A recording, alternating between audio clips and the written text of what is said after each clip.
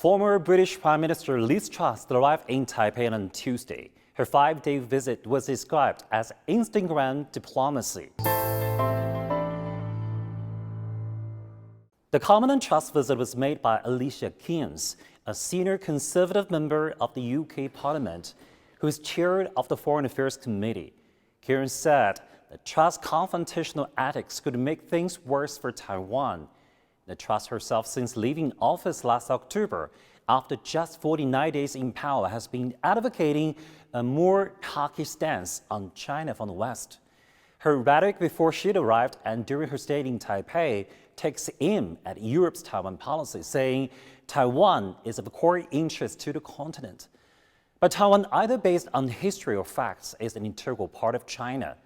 The question is, why Taiwan is so important for politicians like Truss? Well, I think the trip by Liz Truss is another attempt by a Western politician who wanted to raise her profile or his profile, who has already become an sort of outdated, become irrelevant in politics, but wanted to, for the sake of her vanity project, to score political point at expenses of China's sovereignty and territorial integrity, and undermine the efforts by her government to improve the relations with China.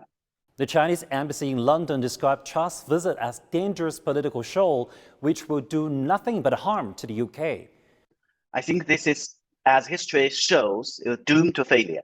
And it would not change the fact that the One China principle and the fact that Taiwan is an integral part of China, which is a common understanding and consensus for international community. From the timing of the trip, it is noted that Trump seems to trying to create a diplomatic headache for her successor, Rishi Sunak, who is seeking to re-engage Beijing after the lengthy period of strained relations. And her so-called solidarity with Taiwan is perhaps coming out of this motivation.